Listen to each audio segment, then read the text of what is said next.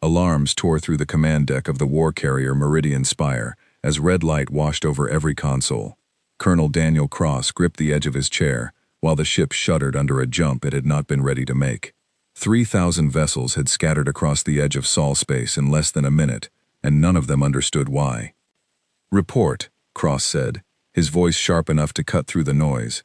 Lieutenant Grace Whitfield did not look up from her screen. Her fingers moved fast across the interface, pulling data from a dozen scanning arrays at once.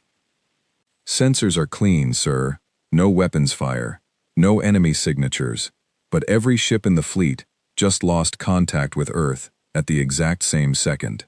Cross felt his stomach tighten. The Council fleet had spent 6 months preparing for this moment. 1,000 species had voted, argued, and finally agreed that humanity could not be allowed to keep expanding unchecked. The war order had been signed. The ultimatum had been sent. And now, on the very day the fleet crossed into the solar system to demand surrender, something had gone wrong before a single shot was fired. "Put me through to Earth Command," Cross said. Whitfield tried. Static answered her. She tried again, cycling through every frequency the humans were known to use. Then every frequency the Council itself had ever intercepted from them. Nothing came back but silence, the kind of silence that felt less like quiet and more like absence. On the bridge of a smaller scout vessel drifting closer to the blue planet, Ensign Owen Pierce stared through the forward viewport at a world that should have been bristling with defense platforms. Instead, he saw only stillness. The orbital stations that human engineers had built over the last century hung in space with their lights still on, but no ships moved between them. No drones patrolled. No signal beacons pulsed a warning. "This can't be right," Pierce muttered. His commanding officer, Captain Elena Marsh, leaned over his shoulder to look at the same readings. She had fought against human colonies twice before, in smaller skirmishes along the outer rim, and she knew how aggressively humans defended their territory. This quiet did not match anything she had seen from them. "Scan for life signs," Marsh ordered. Pierce ran the scan. The numbers that came back made him check the equipment twice, certain it had failed. "Captain, I'm reading 0. Not low. 0. There's nobody down there." Marsh's jaw tightened. Scan again. "All stations, all colonies, every registered human settlement in this system." It took 11 minutes for the results to come back from every corner of Sol space. From Earth, to the mining stations near the outer moons, to the research outposts scattered along the asteroid belt. Every single reading matched. Billions of human lives, tracked and confirmed only days earlier by Council reconnaissance, had vanished without a single trace of departure. Back on the Meridian Spire, Cross received the reports one after another, and each one deepened the confusion on the bridge. Whitfield brought up a live feed from a drone hovering above what had once been a crowded human city. Streets stretched out below, lined with vehicles stopped mid-motion, doors left open, meals left unfinished at outdoor tables, lights still glowed in windows. Nothing had been damaged, nothing had been taken. It looked as though every person on the planet had simply stopped existing between one breath and the next. "This isn't an evacuation," Whitfield said quietly. "There's no fuel exhaust from ships, no debris trail, no wormhole signature. If they left, they didn't leave the way we would." Cross studied the images without speaking for a long moment. He thought of the Council debates he had sat through, the endless arguments about human aggression, human unpredictability, and the danger of allowing their technology to advance any further unchecked. He thought of the vote that had finally pushed the Council toward war rather than continued negotiation. None of it mattered now. The enemy the fleet had come to fight no longer seemed to exist. "Send word to Council Command," he said. "Tell them the target has vanished. Tell them we need new orders." The message went out across the relay network, jumping from station to station until it reached the Council's central assembly, orbiting far from Sol space in neutral territory. There, in a chamber built to hold delegates from 1,000 different worlds, the news arrived like a stone dropped into still water. Ambassador Grace Whitfield's older sister, Senior Delegate Helena Whitfield, stood at the center of the assembly floor when the report reached her. She read it twice, before she trusted herself to speak. The murmurs around her rose quickly into something closer to alarm. "Say that again," Delegate Voss demanded from across the chamber, his translator crackling with the effort of keeping pace with his agitation. The fleet has confirmed it, Helena said. Sol system shows no human presence. Every settlement is empty. Every colony, every station, every recorded human being, gone. The chamber erupted. Some delegates immediately called it a trick, a clever piece of technology meant to lure the fleet into a false sense of safety before some devastating counterattack. Others insisted it proved exactly what they had always suspected, that humans were far more advanced than anyone had given them credit for, capable of feats the Council could not yet explain. A few, quieter voices in the back of the chamber wondered aloud whether the Council's aggression had pushed humanity into doing something desperate. Helena raised her hand for silence, though it took almost a full minute before the noise settled. We need confirmation before anything else. I am recommending we hold the fleet in position, suspend any further advance, and send investigation teams to determine what actually happened. We cannot commit to a war against an enemy we cannot locate. Not everyone agreed. Delegate Voss, who had championed the war vote from the beginning, argued that standing down now would be a mistake. If this is deception, we hand them time to prepare something worse. The fleet should press forward and secure the system before whatever technology they used can be turned against us. Quote. The argument stretched on for hours. Delegate against delegate, species against species. The fragile alliance that had voted for war beginning to show cracks under the weight of an outcome nobody had planned for. In the end, a narrow majority sided with caution that the fleet would hold its position. Investigation teams would be sent down to the surface to gather evidence before any further action was taken. Back in Sol space, Cross received the order with a mixture of relief and unease. Relief, because it meant his crew would not be asked to fire on an empty world. Unease, because it meant someone would have to walk through that emptiness and try to make sense of it. Pierce, Whitfield, you're both on the first team, Cross said. Marsh will lead. I want answers, not guesses. Pierce felt his pulse quicken as he prepared for the descent. He had trained for combat, for negotiation, for nearly every scenario the Council had considered possible when it came to humanity. He had never trained for this. The shuttle broke through Earth's atmosphere just before dawn, local time, though there was no one left to see the sunrise. As Marsh guided the craft toward what her maps identified as a former capital city, its towers still standing tall and undamaged against the brightening sky. As they descended, Pierce pressed his face close to the viewport, watching the streets rise up to meet them. It's like they just stepped out for a moment, he said. Everything's still here. The shuttle landed in an open plaza, surrounded by tall glass buildings. Marsh was first out, weapon lowered but ready, scanning the empty square with a wariness earned from years of uncertain first contact missions. Pierce followed close behind her, and Whitfield came last, carrying a portable scanner that immediately began logging every detail of the abandoned city. The plaza told the same story the orbital scans had shown. A fountain still ran in the center of the square, its water catching the early light. Benches sat empty around it, a few personal items left behind, a bag here, a folded jacket there, as if their owners had simply meant to return in a moment. Nothing suggested panic. Nothing suggested a struggle or a hurried escape. No damage, Marsh said, half to herself. No forced entry anywhere. No scorch marks. No debris. Whatever happened here, it happened fast, and it happened without violence. Whitfield knelt beside one of the benches, running her scanner slowly over the abandoned belongings. Readings are clean, no radiation, no unusual energy signatures left behind.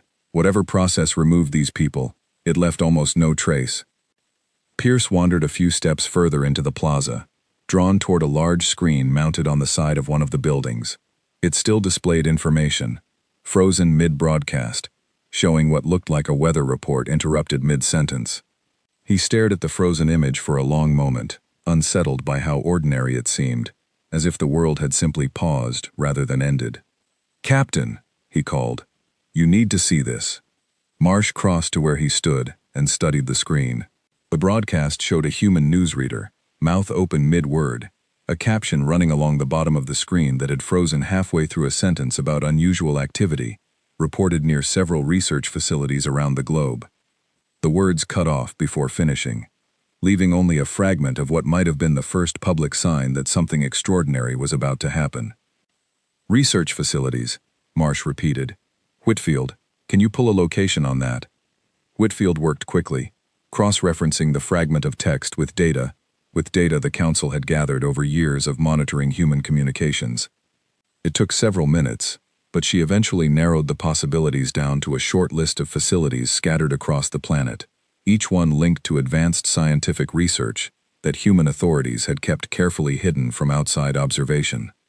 There's one about 600 kilometers from here, she said. Underground complex, heavily shielded. Council intelligence flagged it years ago as a site of interest, but was never able to get inside.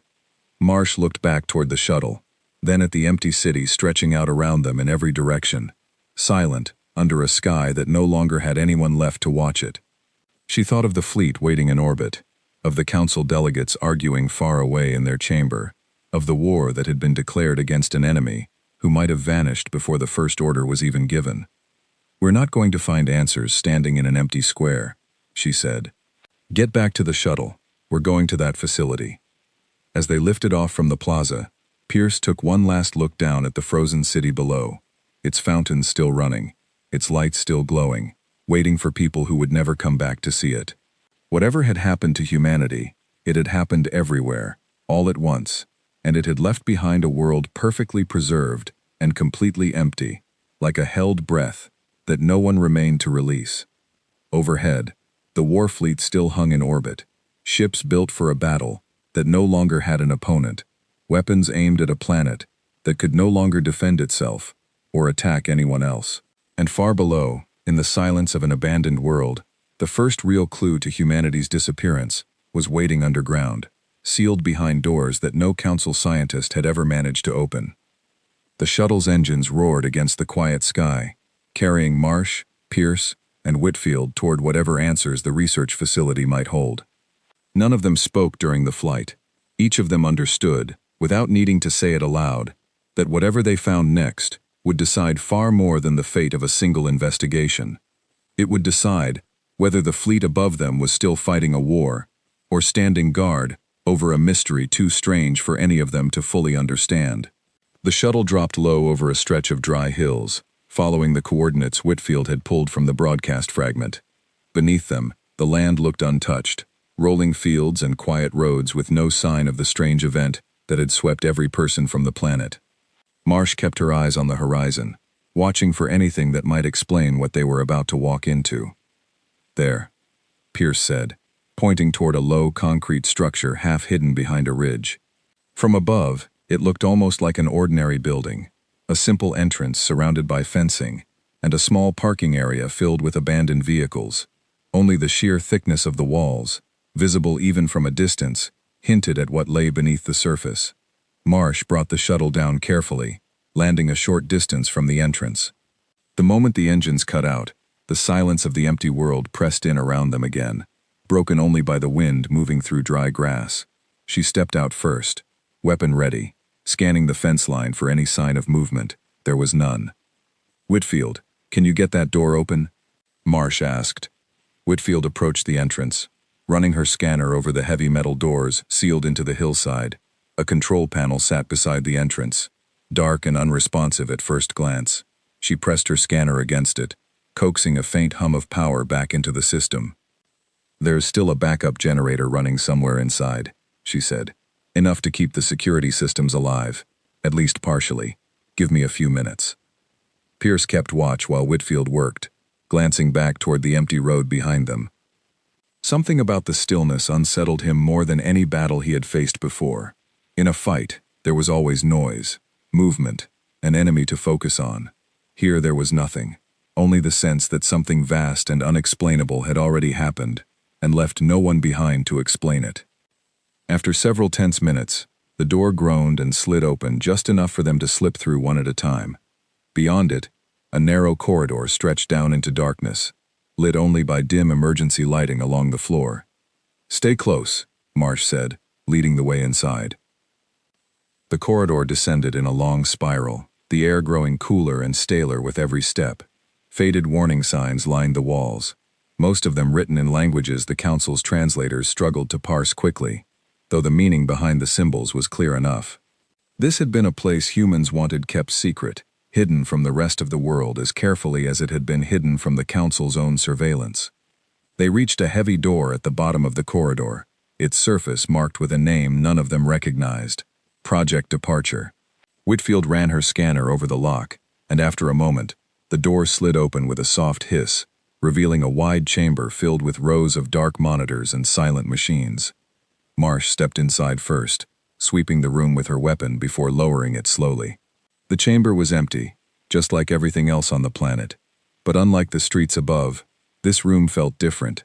It felt deliberate, as if whoever had worked here had known exactly what was coming, and had chosen to leave everything running until the very end.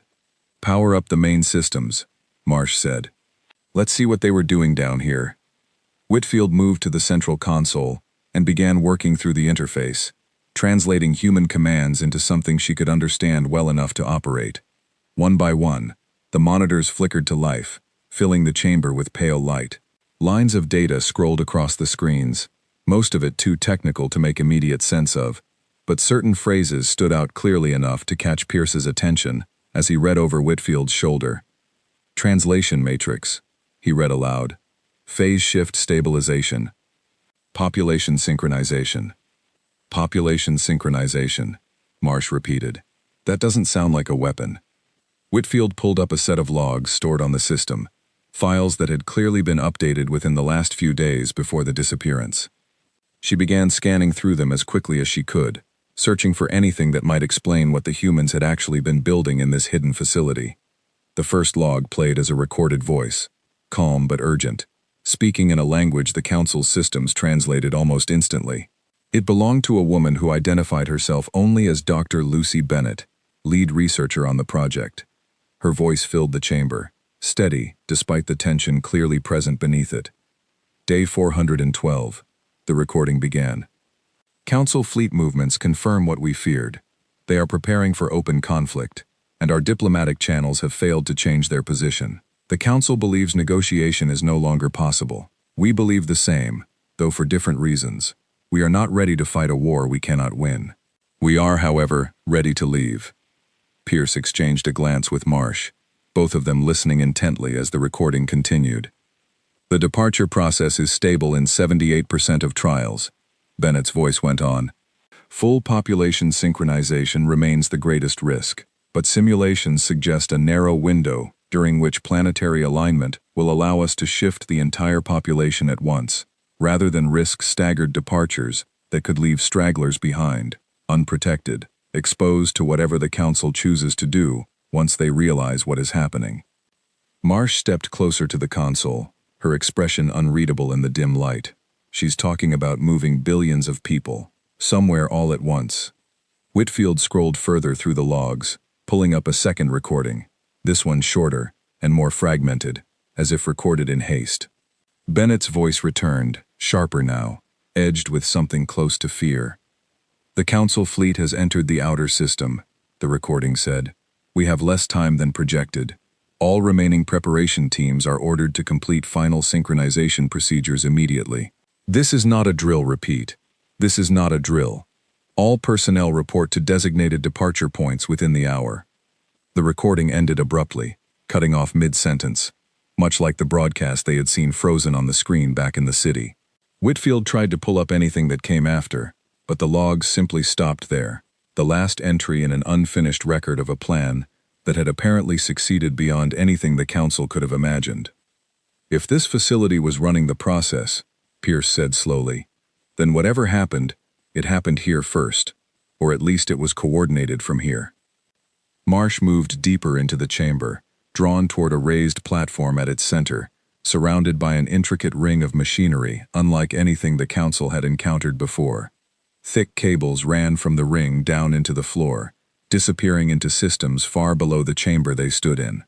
Faint residual energy still hummed through the structure, though whatever process it had once powered was long finished.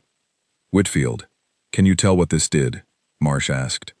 Whitfield scanned the platform carefully, cross-referencing the readings against every database she had access to. The results that came back left her staring at the screen for a long moment before she spoke. "It's not a weapon," she said finally. "And it's not a transport device. In any way we understand transport. The energy signature doesn't match anything used for travel between points in space. It's something else.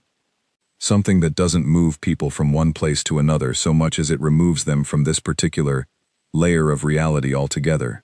Pierce frowned. "That's not possible."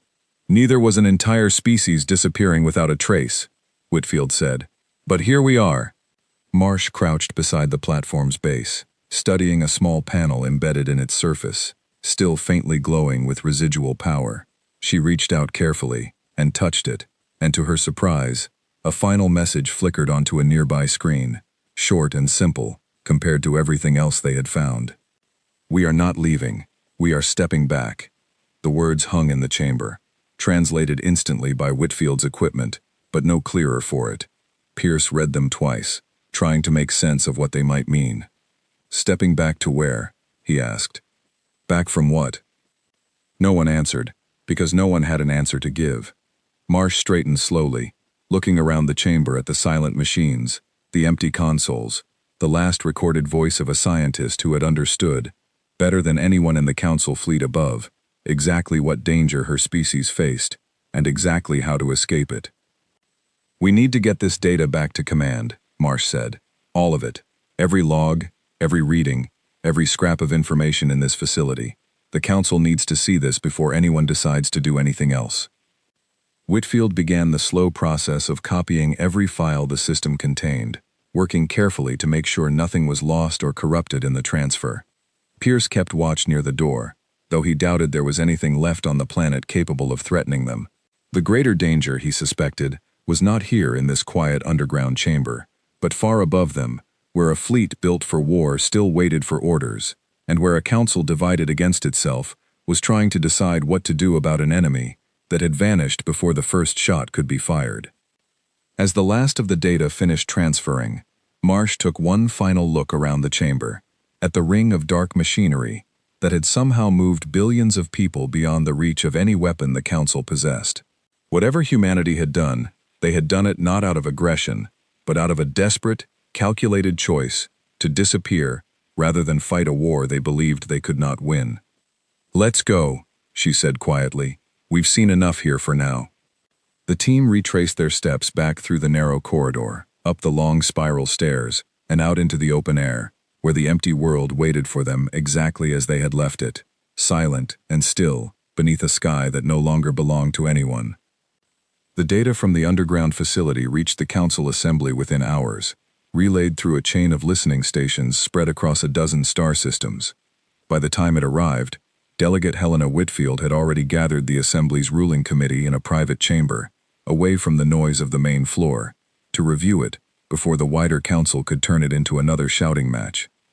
She played the final recording first, the fragmented warning from Dr. Lucy Bennett, followed by the strange closing message that had been left glowing on the platform screen. The room stayed quiet long after the recording ended, delegates from a dozen different worlds absorbing the weight of what they had just heard. "They knew we were coming," Delegate Voss said eventually, his voice lower than usual. "They knew, and instead of fighting, they built a way to disappear." "That's not entirely accurate," Helena replied, pulling up the technical data Whitfield's team had gathered from the facility. "The readings suggest they had been developing this technology for years, long before our fleet was ever assembled. The timing of their departure may have been forced by our arrival, but the plan itself predates the war vote by a significant margin." Voss shook his head, unconvinced. "Which means they always intended to hide from us, one way or another. That's not the behavior of a peaceful species seeking cooperation. That's the behavior of a species preparing an exit long before anyone gave them a reason to use it. Or a species that understood, better than we did, how quickly disagreement could turn into conflict," countered Delegate Mira Ashworth, a quiet but respected voice from one of the Council's founding worlds. "We spent years debating whether to trust them. They spent years preparing in case we chose not to." The argument that followed stretched long into the Assembly's artificial night cycle, delegates trading theories and accusations with little agreement reached. Some believed humanity's disappearance proved they had never intended honest coexistence with the Council at all. Others argued the opposite, that a species capable of vanishing an entire population without violence had shown remarkable restraint, choosing withdrawal over war, even when armed with technology that could have been turned into a weapon instead.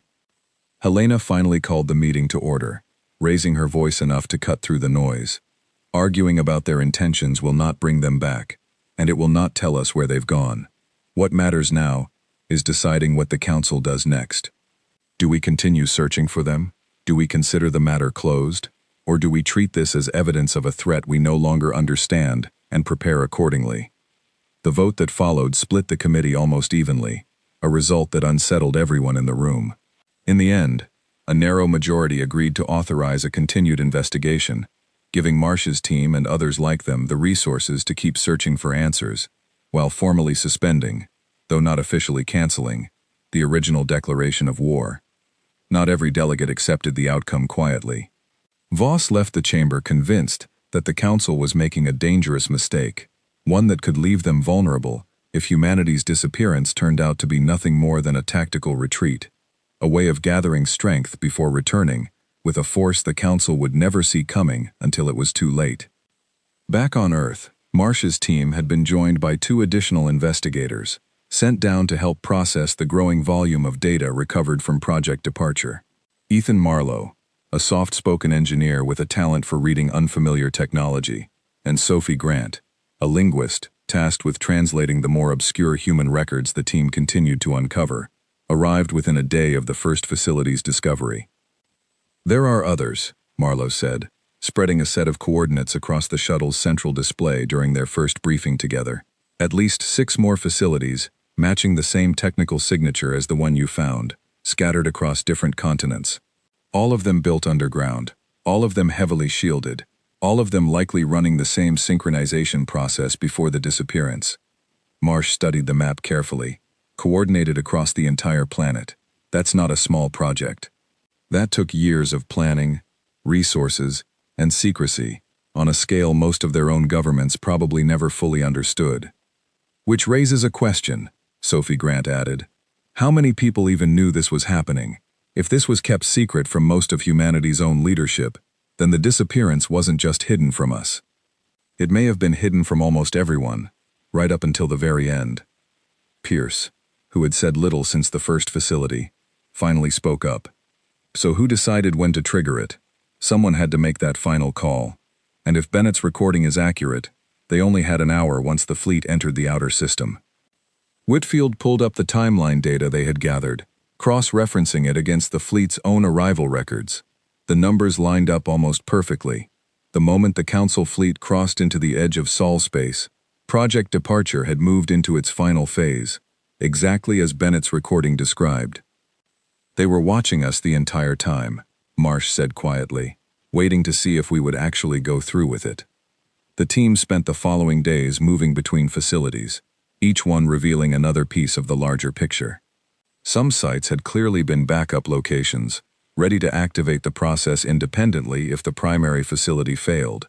Others contained additional recordings, fragments of testimony from scientists and officials who had known, in their final hours, exactly what was about to happen to them, and to everyone they had ever known. One recording, recovered from a facility near what had once been a coastal city, struck the team harder than the others. It came from a man who identified himself only as Director Owen Hastings, his voice calm, in a way that seemed almost rehearsed, as though he had practiced saying goodbye long before the moment actually arrived. "If anyone outside our species ever hears this," the recording began, "I want you to understand that we did not do this out of hatred, and we did not do this to hide some hidden strength from you. We did this because we were afraid, and because fear, left unchecked, leads people to make choices they cannot take back. We chose to leave rather than fight, not because we believed we would lose, but because we were not certain, even in victory, that either side would remain anything worth saving." Grant translated the recording carefully, making sure every nuance came through clearly for the rest of the team. "He's not talking about tactics," she said. "He's talking about consequences, about what a war like this would have cost, no matter who won it." Marsh listened to the recording twice more before saying anything. She thought of the fleet still waiting in orbit, of the delegates arguing endlessly in a chamber far away, of the narrow vote that had kept the investigation alive instead of letting the matter quietly close. Humanity's absence had already changed the Council more than any battle could have, forcing old alliances to fracture and new doubts to surface among species who had never before questioned the wisdom of the war vote. As the investigation continued, Marlowe uncovered something in the data that immediately drew the team's full attention. Buried within the technical logs of the primary facility was a set of encrypted files, far more heavily protected than anything else they had found. It took him the better part of 2 days to break through the encryption, working alongside Whitfield to adapt Council decryption tools to a system built entirely by human engineers. When the files finally opened, they revealed something none of the team expected.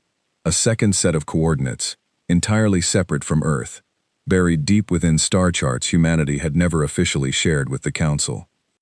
"This isn't a location in our databases," Whitfield said, studying the coordinates carefully.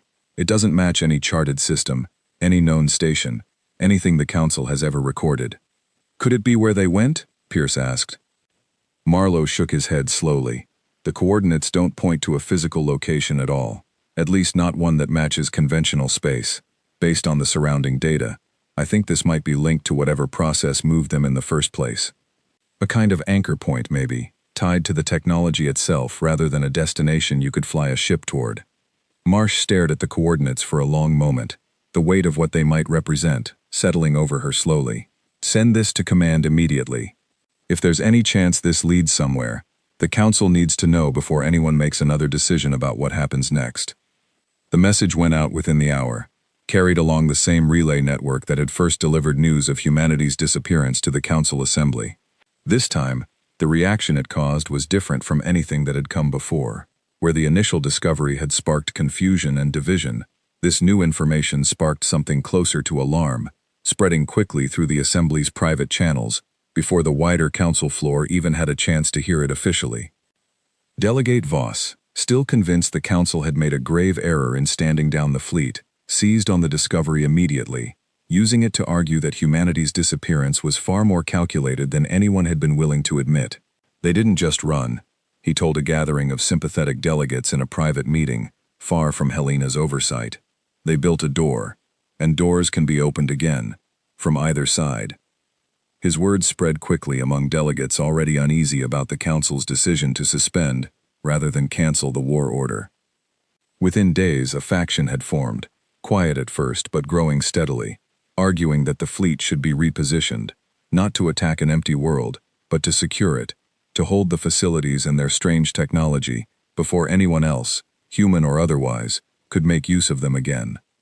Helena, informed of the growing faction through her own contacts within the Assembly, called an emergency session to address the situation directly, hoping to prevent the fragile unity holding the investigation together from collapsing into another divisive vote.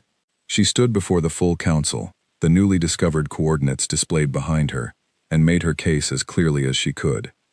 "We are standing at the edge of something we do not understand," she said. "A species vanished before our eyes, not through violence, but through a choice they made, after watching us prepare for war. If we respond to that choice with aggression now, seizing their technology and treating an empty planet as spoils to be claimed, we will prove every fear that drove them to leave in the first place. I am asking this Council to continue supporting the investigation already underway, and to resist the temptation to turn caution into conquest." The vote that followed was close, closer than Helena had hoped, but it held. The investigation would continue, and the fleet would remain in a defensive posture, rather than moving to occupy the facilities outright. Voss's faction did not disappear, but for the moment, it lacked the numbers needed to change course.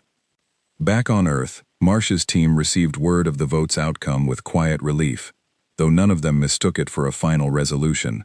The Council remained divided, and the coordinates they had uncovered remained a mystery neither side fully understood. Somewhere beyond the edges of known space, or perhaps somewhere entirely outside it, an answer waited. One that could either confirm humanity's disappearance as a peaceful retreat, or reveal it as the opening move in something far larger than anyone in the Council chamber had yet imagined. Marsh gathered her team that evening in the quiet of the primary facility, the same chamber where Bennett's final recordings had first been discovered. The ring of dark machinery still stood at the center of the room, silent and unreadable, holding whatever secret had allowed an entire species to step beyond the reach of a war they had refused to fight. "We're not just investigating a disappearance anymore," she said. "We're trying to understand a door, and until we know what's on the other side of it, none of us can afford to assume we know how this story ends." 3 weeks passed before Marlowe finally found a way to make sense of the strange coordinates buried inside the encrypted files. Working from the primary facility, he built a model of the anchor point using fragments of human physics the team had recovered, pairing it with council theories about space that had never been tested against anything like this before. What he found unsettled him more than anything the team had uncovered so far. "It's not a place," he explained, gathering Marsh, Pierce, Whitfield, and Grant around the central console, or at least not a place in the way we normally think about it, based on the structure of the data. "I believe this anchor point exists at the edge of something folded into our own space, like a seam. The facility's technology didn't send people through that seam so much as it pulled the seam open just wide enough to let an entire population step through at once. And then it closed," Pierce said. "And then it closed," Marlowe confirmed. "Which means, in theory, it could be opened again, but not casually, and not without enormous amounts of power. This wasn't something they could switch on and off like a door. It was closer to tearing a hole in something, then stitching it shut behind them the instant everyone was through." Grant, who had spent the past several days working through the last of the recovered human records, added another piece to the puzzle. "I found something in one of the secondary logs that might explain why they built the anchor this way, instead of something simpler. Bennett wrote about it directly, near the end. She said an open connection, left unguarded, could be used against them, or against us, by anyone who understood how to exploit it. Closing the seam behind them wasn't just about safety on their end. It was meant to prevent exactly the kind of situation we're worried about now. Someone using their own technology to reach through after them." Marsh crossed her arms, studying the model Marlowe had built. "So even if we wanted to follow them, or force our way through to wherever they went, the technology itself was designed to stop that from happening." "In theory," Marlowe said again, more carefully this time. "But theory and certainty aren't the same thing, and I don't have enough data to promise the seam can't be reopened by someone determined enough to try, especially with enough power behind the attempt." The words hung heavily in the room. Marsh had already suspected that Delegate Voss and his growing faction within the council were not simply arguing for stronger defenses. She had heard enough second-hand reports from Helena's contacts to understand that Voss believed the facilities held more than just answers. He believed they held leverage, a way to reclaim control over a situation the council had lost the moment humanity disappeared. That suspicion was confirmed 2 days later, when an unscheduled council vessel entered Sol space without prior notice, breaking from the defensive formation the fleet had maintained since the investigation began. Marsh received the alert while still inside the primary facility, Cross's voice sharp with urgency over the comm link from the Meridian Spire. "Marsh, we've got an unauthorized vessel, making a direct approach to your position," Cross said. "Council registry marks it as belonging to Delegate Voss's personal envoy. They're not responding to hails." Marsh exchanged a quick glance with Pierce before responding. "How long until they reach us?" "Less than 20 minutes, Cross said. "I'm sending backup, but you need to secure that facility now, before they arrive." Marsh didn't waste time asking further questions. She turned to her team, already moving toward the entrance. "Grant, Whitfield, gather everything portable, every log, every piece of data we haven't already transmitted. Marlowe, I need you to find a way to lock this system down, something that keeps anyone from activating that platform without our authorization." Marlowe hesitated only a moment before nodding, already moving to the console. "I can restrict access through the primary interface, but if they bring their own equipment, that might not hold for long." Pierce moved toward the entrance, positioning himself where he could watch the corridor leading down from the surface. "How many people are we talking about? Do we know what Voss actually sent?" "Unclear," Marsh admitted. "But if he's making a move like this without council authorization, he's not sending diplomats." The next several minutes stretched with a tension unlike anything the team had experienced since first descending into the empty facility.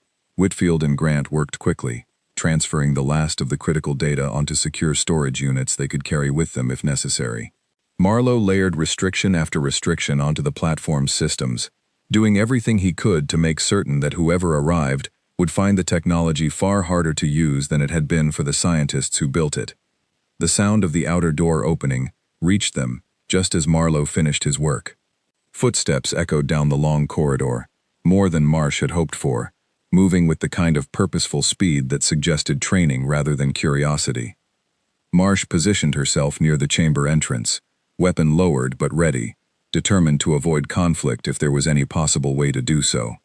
When the group finally emerged from the corridor, she recognized the lead figure immediately from council briefings, Commander Elias Thorne, a former military officer known for his close alignment with Voss's political positions. "Commander," Marsh said evenly, "this facility is under active council investigation. You're not authorized to be here." Thorne studied her for a long moment, his expression unreadable. "Delegate Voss believes the council's caution has gone on long enough. This technology represents a significant strategic advantage, whether the humans intended it that way or not. We're here to secure it before it falls into the wrong hands." "The wrong hands," Pierce repeated, stepping up beside Marsh. "You mean anyone other than Voss?" Thorne's jaw tightened slightly, but he didn't rise to the provocation. "I have my orders. I'd prefer not to make this difficult." Marsh held her ground. "You don't have council authorization for this. I've seen the formal orders myself. Standing down the fleet meant standing down unauthorized actions like this one as well." For a moment, it seemed as though Thorne might press the issue further, his hand resting near his sidearm as he weighed his options. Behind Marsh, Marlowe had quietly finished the last of his restrictions on the platform, hoping it would be enough to make any attempt to activate the system too difficult to bother with, even for someone determined to try. Before Thorne could respond, a new voice cut through the tense silence, carried over an open comm channel that Marsh had kept active since receiving Cross's warning. It was Helena's voice, sharp and unmistakably furious, patched directly into the facility's communication system from the council assembly itself. "Commander Thorne, stand down immediately," Helena said. "This council did not authorize your presence in that facility, and Delegate Voss does not have the authority to override a standing council vote through private military action. Return to your vessel now, or face formal charges before the full assembly." Thorne's expression shifted, the confidence he had carried into the chamber faltering slightly under the weight of a direct order from a senior delegate. He glanced back at the small team behind him, then at Marsh, clearly recalculating his next move. "This isn't over," he said finally, though the words carried less conviction than they might have moments earlier. "Voss won't let this rest, not when there's this much at stake. Then he can bring his argument to the council floor," Helena's voice replied evenly. "Not to an empty planet with an armed team he had no authority to send." Thorne held Marsh's gaze a moment longer, before turning and leading his team back down the corridor, their footsteps retreating far more slowly than they had arrived. Marsh didn't lower her guard until the sound of the outer door closing echoed down to them, confirming that Thorne's team had actually left the facility, rather than simply repositioning somewhere nearby. Once the tension in the room finally eased, Marlowe let out a breath he seemed to have been holding the entire time. "That was closer than I would have liked." "Agreed," Marsh said, turning back to the team. "Grant Whitfield, how much of the data did you manage to secure?" "Everything critical," Whitfield confirmed. If Thorne had managed to get past Marlowe's restrictions, he still wouldn't have found much worth taking. "We moved the most sensitive material out before he even reached the chamber." Marsh allowed herself a small measure of relief, though she understood the larger problem hadn't gone away. Voss's faction had shown, clearly and dangerously, that they were willing to act outside the council's authority, to gain control over technology they didn't fully understand. The vote that had kept the investigation alive was fragile, and incidents like this one threatened to unravel it entirely if the council couldn't maintain unity around a shared approach. Later that evening, Marsh contacted Helena directly, requesting a private briefing to discuss what had happened and what it meant for the investigation going forward. Helena's response, when it came, carried a note of exhaustion that hadn't been there in their earlier conversations. I've formally reported Thorne's actions to the full assembly, Helena said. Voss will face consequences for authorizing this, though I doubt it will be enough to stop him from trying something similar again, especially if he believes the technology represents the advantage he thinks it does. And if he's right? Marsh asked. If that seam really can be reopened, and someone eventually finds a way to force it? Helena was quiet for a moment before answering. Then we need to understand it fully before that happens, Marsh. Better us than him. I'm authorizing an expanded research effort at your facility, with additional resources and support. I want your team to determine, as precisely as possible, whether that anchor point can be safely studied, and whether there's any way to communicate through it, rather than force it open. Marsh looked toward the silent platform at the center of the chamber, the ring of dark machinery that had once carried an entire civilization beyond the reach of a war they refused to fight. Somewhere on the other side of whatever seam humanity had opened and closed behind them, an answer waited, one that could determine not only the fate of a missing species, but the fragile, uncertain peace the Council itself was struggling to hold together. "Understood," Marsh said. "We'll get started immediately." As she ended the transmission, Marsh allowed herself one final look around the quiet chamber before gathering her team for the work still ahead.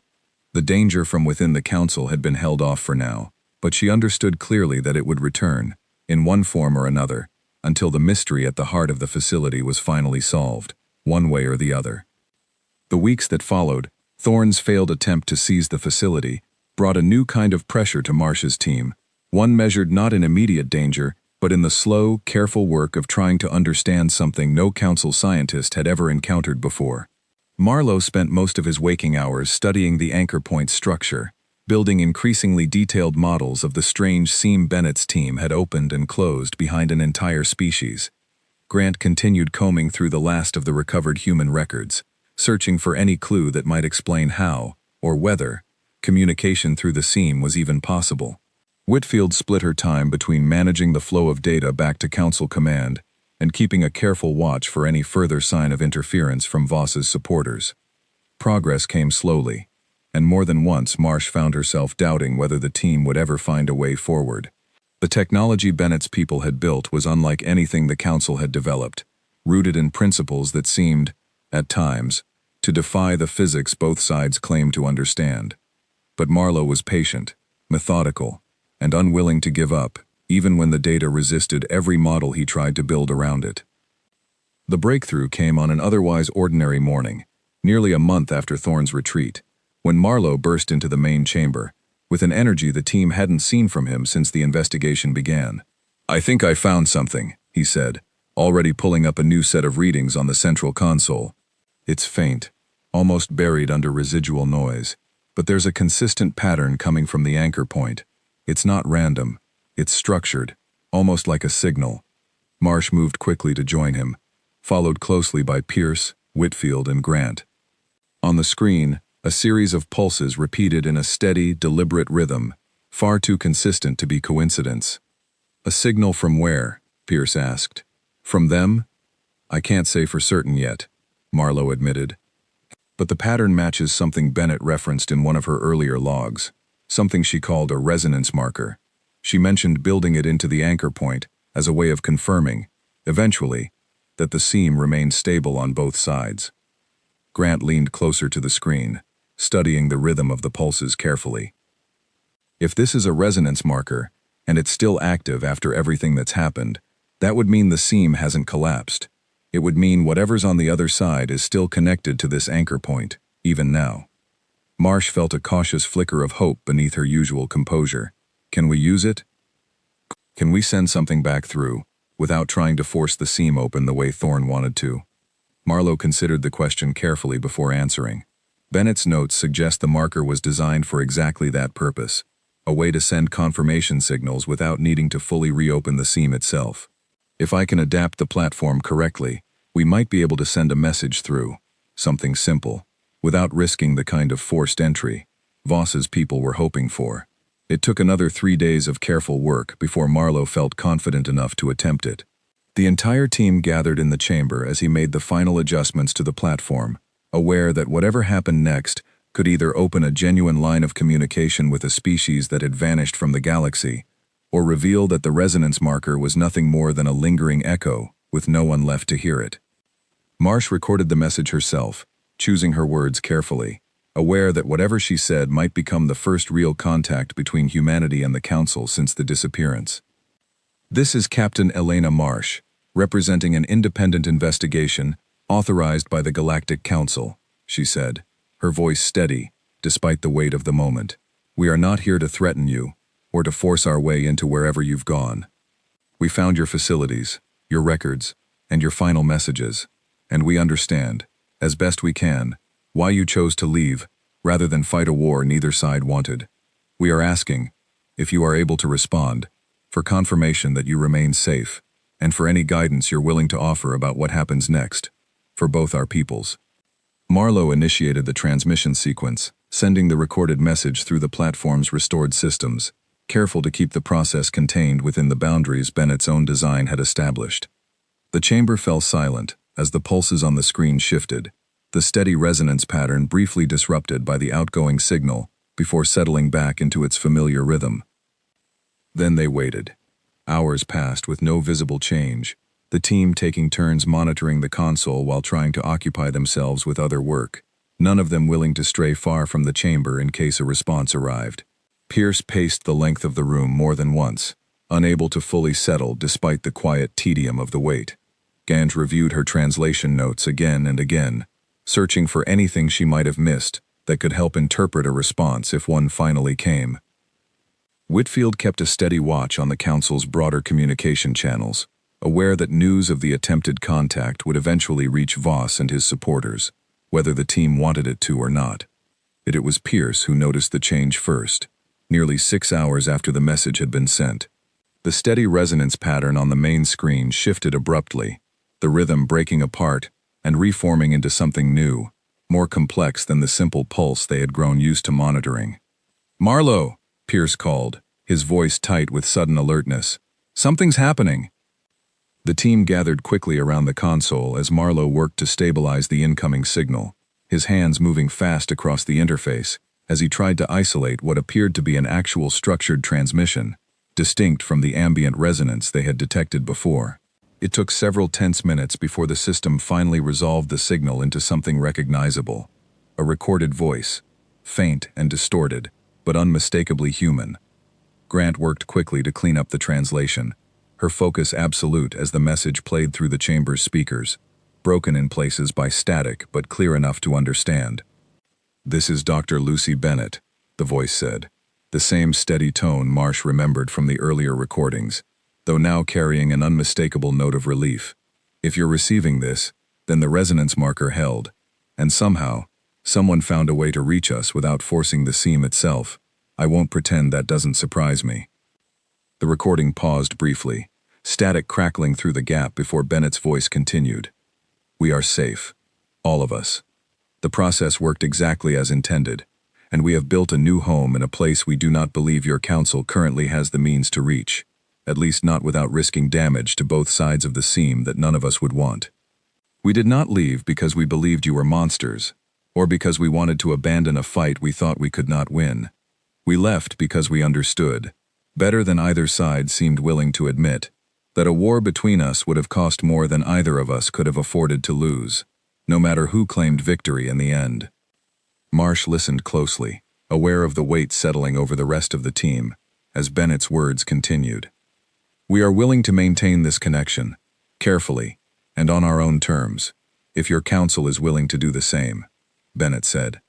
"Not as an open door for either side to walk through freely, but as a means of ensuring neither of us makes the same mistake twice, out of fear or misunderstanding. We watched your fleet gather for months, before we finally acted. We do not wish to spend the rest of our history watching for it again." The recording ended there, the resonance pattern settling back into its steady, familiar rhythm, waiting, Marsh suspected, for whatever response the council chose to send back. No one in the chamber spoke for a long moment, the significance of what they had just heard settling over each of them differently. Pierce was the first to break the silence, his voice quieter than usual. "They're not gone. They're just somewhere we can't easily reach. And they're willing to talk," Whitfield added, "as long as we're willing to listen, instead of trying to force our way in." Marsh nodded slowly, already thinking of how to present this to Helena and the wider council assembly, aware that the response to Bennett's message would matter every bit as much as the discovery of the facility itself had. "Get everything documented," she said. "The recording, the resonance data, all of it. This needs to go to Council Command immediately, and it needs to be presented carefully. The Voss and his supporters will look for any excuse to twist this into justification for exactly the kind of forced action Bennett is asking us to avoid." The report reached the Council Assembly within a day, and this time, the reaction was different from anything that had followed the earlier discoveries.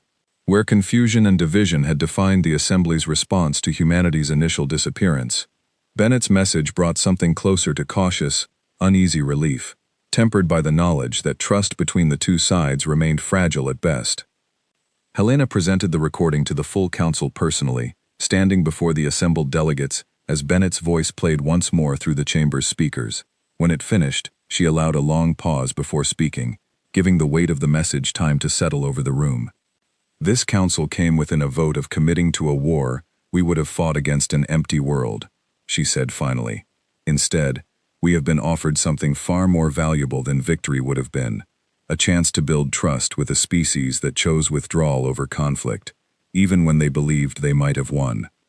I am asking this assembly to formally rescind the original declaration of war and to authorize continued careful communication through the resonance channel discovered by Captain Marsh's team on the terms Dr. Bennett has proposed." The vote that followed carried far more support than the narrow margins that had defined every previous decision related to humanity's disappearance.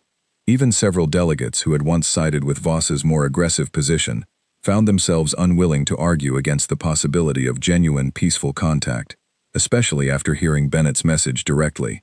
Voss himself remained silent throughout the vote, his earlier arguments losing their force against the reality of a species that had proven, through every action since their disappearance, that they sought understanding rather than confrontation. In the months that followed, the connection between the Council and humanity's new, hidden home developed slowly and carefully, guided by the same caution both Bennett and Helena had insisted upon from the beginning. Messages passed back and forth through the resonance channel, gradually building a foundation of trust that neither side rushed to expand faster than either could comfortably manage. Marsh's team remained stationed at the original facility for much of that time, serving as the primary point of contact for a relationship unlike anything the Council had ever attempted before. Pierce, reflecting on the events one quiet evening, as he watched the resonance pattern pulse steadily across the console, found himself thinking back to the empty city where their investigation had first begun, the fountains still running, the lights still glowing, waiting for people who everyone had assumed would never return. "We came here ready for a war," he said to Marsh, who stood beside him, reviewing the latest transmission logs. "And instead, we found out that sometimes the strongest move a species can make isn't fighting at all. It's knowing exactly when to walk away, and leaving the door open just enough for the other side to choose something better." Marsh allowed herself a small, tired smile, the first genuine one Pierce had seen from her since the investigation began. "Let's just make sure we're the ones who choose better this time," she said, "for both our sakes." Outside the facility, the sun set slowly over an Earth that remained empty of its original people, yet no longer felt entirely abandoned. Somewhere beyond the reach of conventional space, humanity continued on, safe and watchful, connected to the Council, not through conquest or fear, but through a fragile, carefully guarded trust, built in the aftermath of a war that had never truly begun. And for the first time since the fleet had first arrived in Sol space, ready to declare war on an enemy already gone, it seemed possible that the story between the two civilizations was only just beginning, rather than ending in the silence everyone had once feared.